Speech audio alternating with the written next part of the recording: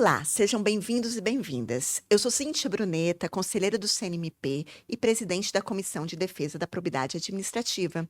Você está no Integridade em Foco. O podcast coloca a defesa da probidade, da ética, em seu devido lugar, como um compromisso colaborativo de toda a sociedade. Lembrando que estamos no canal oficial do CNMP no YouTube e nas principais plataformas digitais. Nós estamos agora no encerramento de uma série muito especial que tratou sobre o jornalismo investigativo, a defesa da probidade, da ética. E esse terceiro episódio é ainda mais especial, porque estamos aqui numa mesa de 3 mulheres e a entrevistada de hoje é a jornalista Malu Gaspar. Seja muito bem-vinda, Malu. Obrigada pelo convite, obrigada por estar aqui, é um prazer estar com vocês. Estamos aqui acompanhados novamente da Vivian, que é analista de comunicação social do CNMP e apresentadora do programa Panorama Entrevista. Panorama Entrevista. Isso. Muito obrigada. Seja bem-vinda e muito obrigada pela ajuda, Eu que Vivian, agradeço a oportunidade. que traz um olhar aqui do jornalismo. Isso, Para a gente vamos lá. tentar sair do direito. Mas, Malu, obrigada por vir novamente e parabéns pelo trabalho. Você é uma jornalista, pesquisadora, escritora, e você decidiu se debruçar por um dos períodos de maior crise do sistema de justiça no Brasil. Maior crise não só pelas discussões que surgiram, mas também porque numa época em que a informação estava muito mais acessível, né? E a minha primeira pergunta, que é a pergunta que eu fiz para o Bruno Paes Manso, para o Felipe Recondo, é qual o caminho que te trouxe até esse ponto? Qual foi, assim, a sua trajetória? Acho que nós vamos ter uns 3 programas para falar desse assunto, só do caminho, assim. Bom, vou completar 30 anos de profissão, não parece, né, gente? Eu sei que eu tenho essa carinha de bebê, mas eu comecei nos anos 90, na Folha de São Paulo, em São Paulo, e já naquela época já havia uma demanda muito grande pela fiscalização de autoridades públicas, pela investigação de contratos e serviços públicos. Para vocês terem uma ideia, um dos primeiros políticos que eu cobri foi o Paulo Maluf, que foi prefeito de São Paulo lá nos anos 90.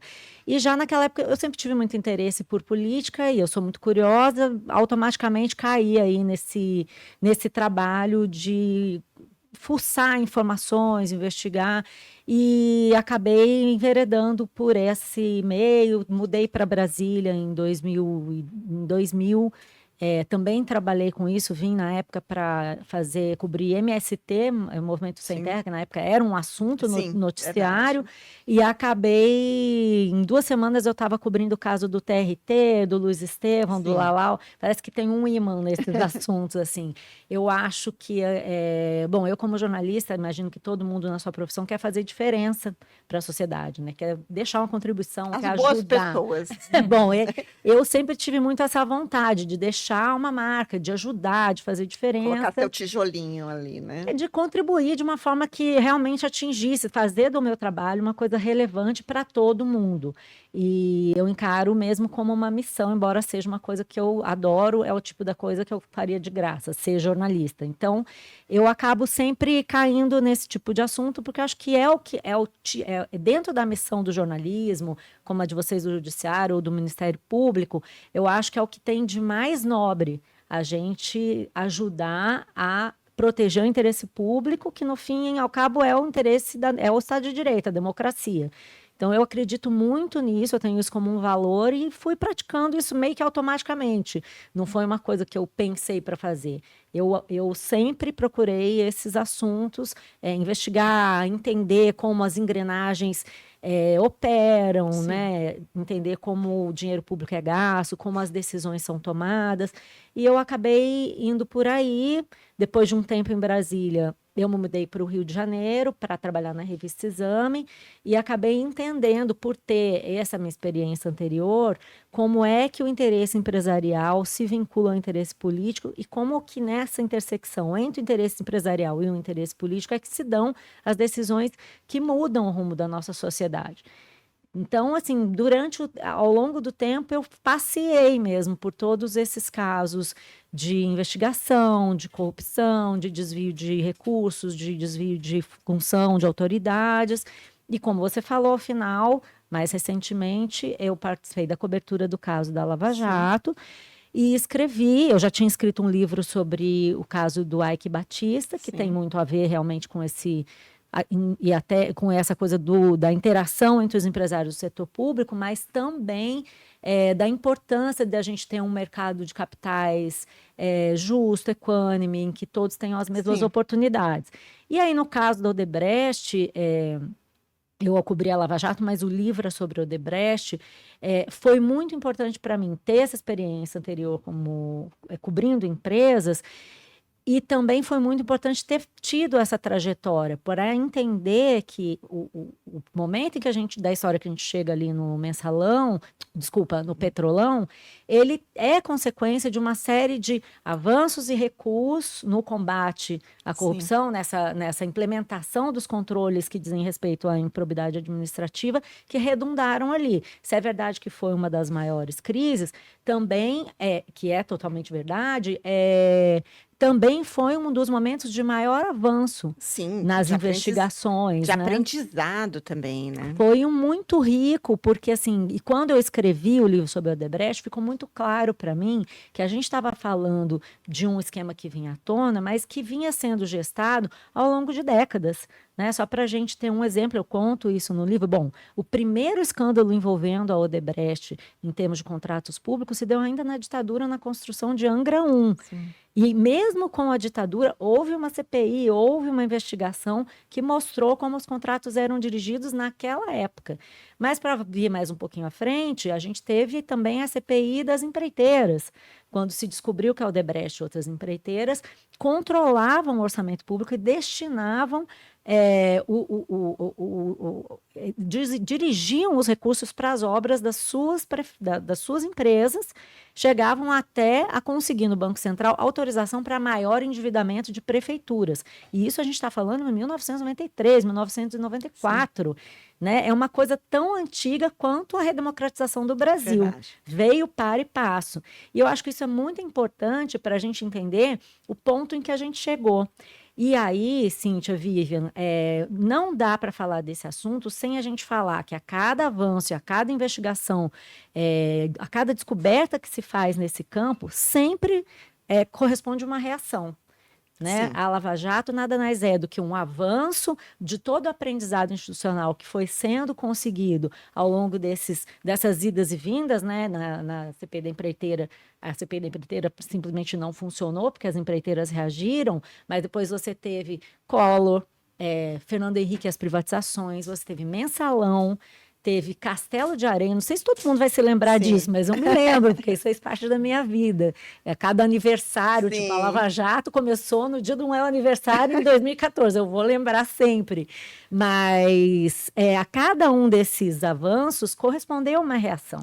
Então, foi havendo um aprendizado que levou a Lava Jato, mas não é uma coisa que começou ali. Sim, com certeza. E o livro foi muito importante para mim como profissional, mas também como cidadã, porque você entende que não é uma coisa de um governo, de um partido, é todo um sistema, é um modo de funcionar da sociedade brasileira, do empresariado, de como o sistema político se organiza. E eu acho que isso é essencial para a gente poder avançar rumo aos próximos passos, de preferência num sentido bom, né? E te dando só um retorno rápido, eu sempre falo, né, e falei um pouquinho antes também, que a gente aprende com os erros.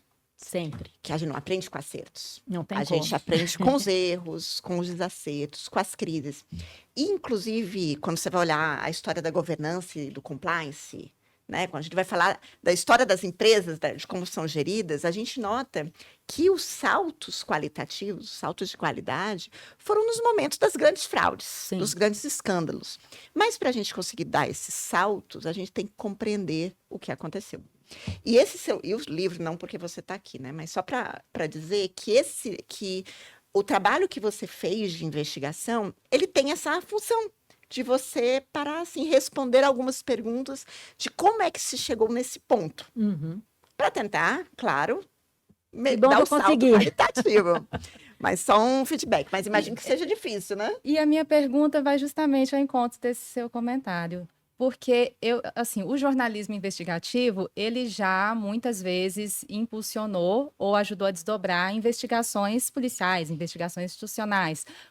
Ou pelo menos alertou a população, ou ajudou a opinião pública a pressionar investigações. Então, ele tem mesmo esse papel. Mas, ao mesmo tempo, são tantos os escândalos de corrupção no Brasil, e a gente está tão acostumado a todos os dias a abrir noticiário e ver essas notícias, que a gente também acaba normalizando, né? Acaba se acostumando. Então, a minha dúvida é para uma jornalista investigativa que cobre corrupção, como que você escolhe, como é a sua rotina produtiva, os seus enquadramentos na hora da sua apuração, na hora que você está escrevendo, para poder manter uma notícia que vai indignar a sociedade, que vai causar algum tipo de impacto? Quais são as suas escolhas, assim, para que seu trabalho...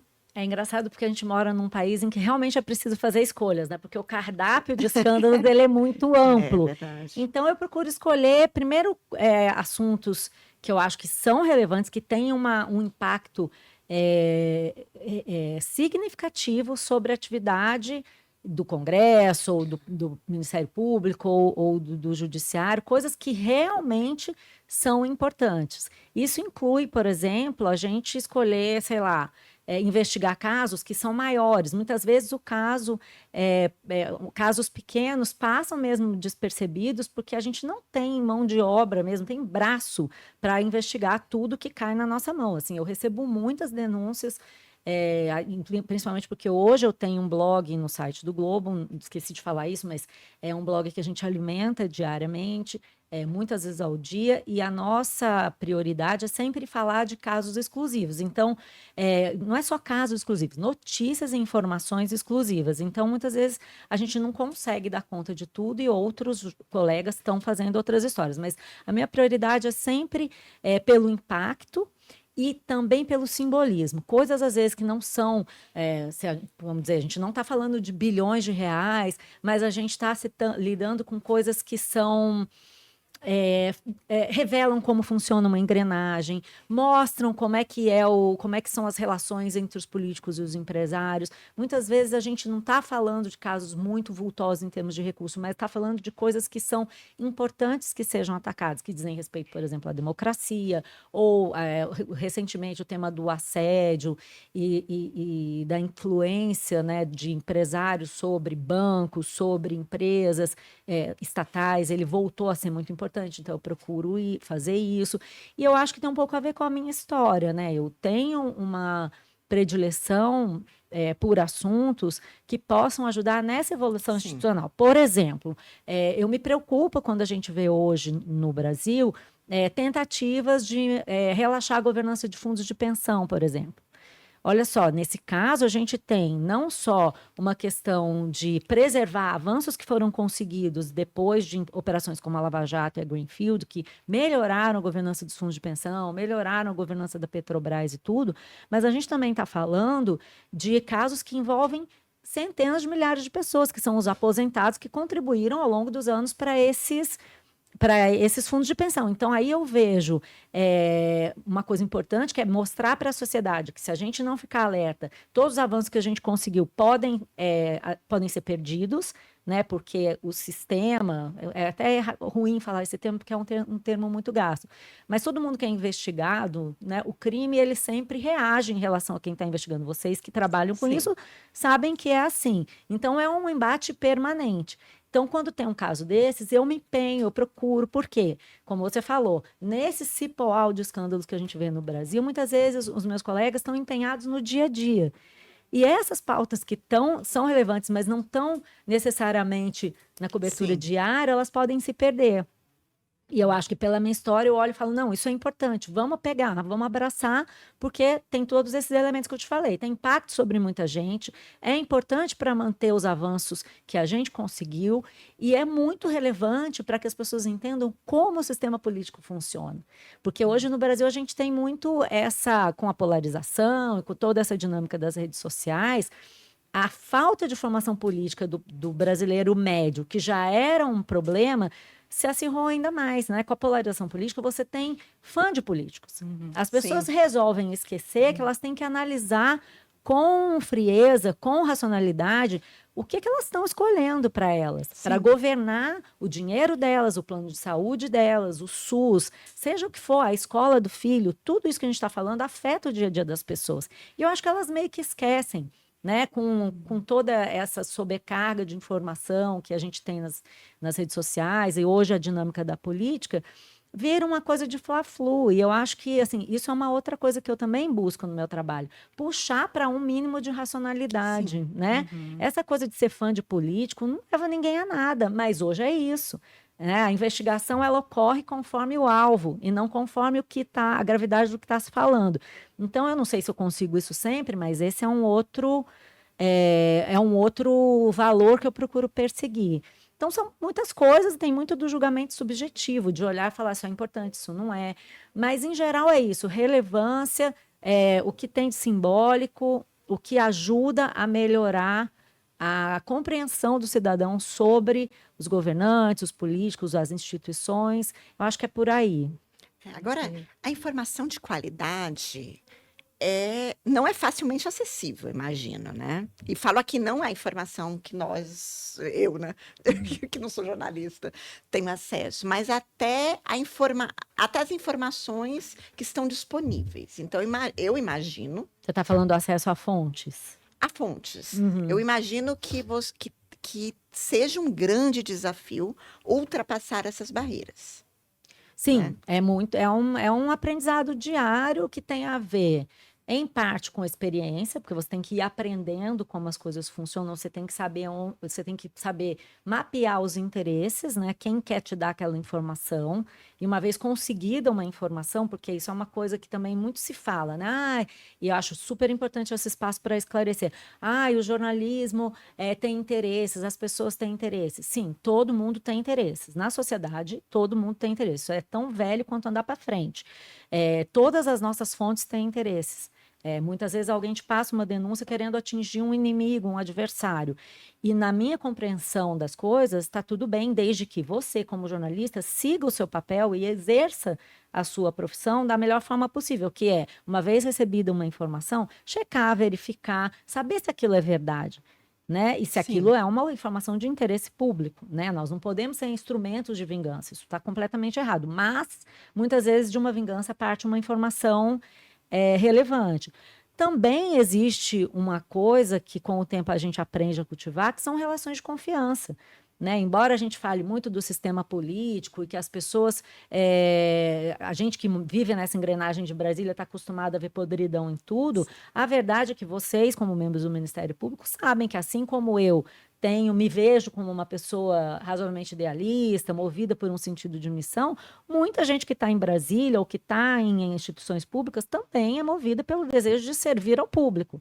E você saber identificar essas pessoas e construir com elas uma relação de confiança é fundamental justamente para não ficar à mercê dos interesses de quem quer que seja. Claro. Então, com o tempo, você aprende isso, mas não precisa ter 20, 30 anos de profissão para fazer. É importante você ter uma boa formação e saber identificar quais são esses interesses, para saber aonde é que está, quem é o seu patrão. Qual é o seu patrão? É o público, é o jornalismo.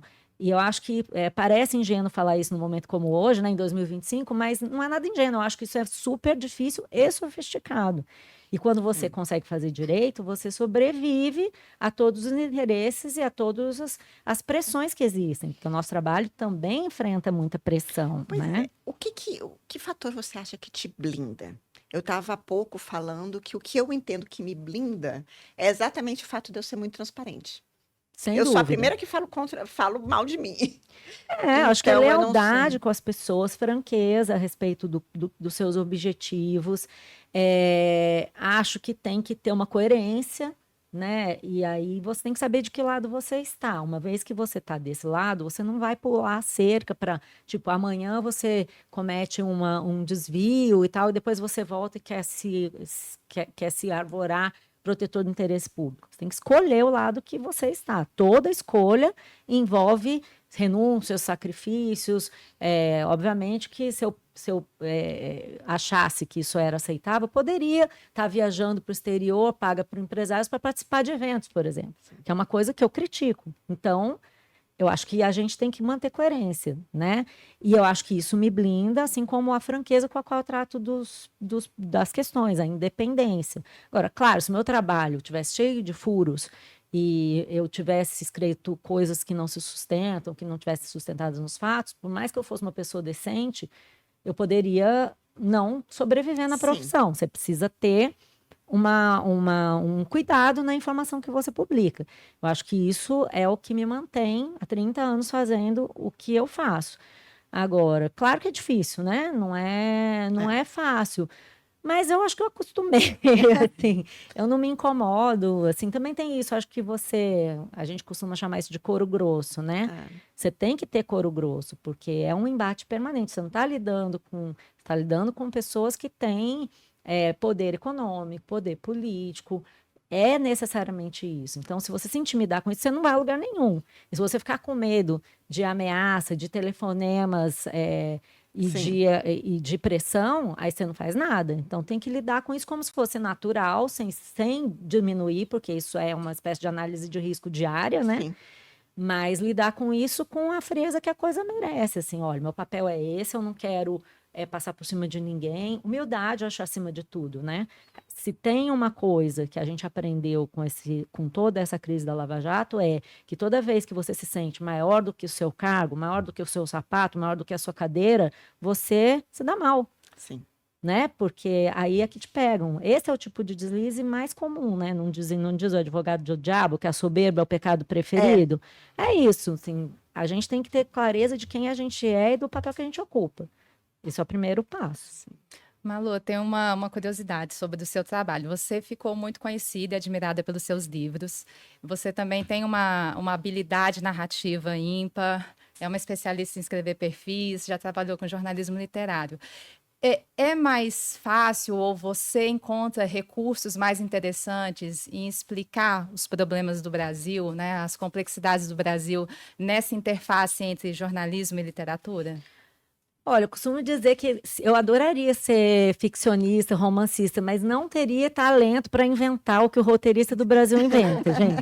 Não tem, eu não conseguiria inventar. Se alguém te dissesse que tem uma história de um pai com um filho, que o pai deixou o filho preso para não ter que fazer delação premiada durante não sei quantos anos na cadeia, você não ia conseguir construir essa história com tamanha riqueza de drama, de detalhes e tal. Então, acho que. E a política brasileira, ninguém precisa inventar nada, né? Assim, o que aconteceu nos últimos anos do Brasil, É impressionante. haja criatividade. Então, eu não sinto necessidade de recorrer à ficção ou de inventar nada. Pelo contrário, quanto mais eu mergulho no jornalismo, na realidade, mais eu fico fascinada. Que eu falo, gente, eu tenho o privilégio na minha profissão de entrar nas histórias, de ter acesso às pessoas, de conhecer como elas funcionam.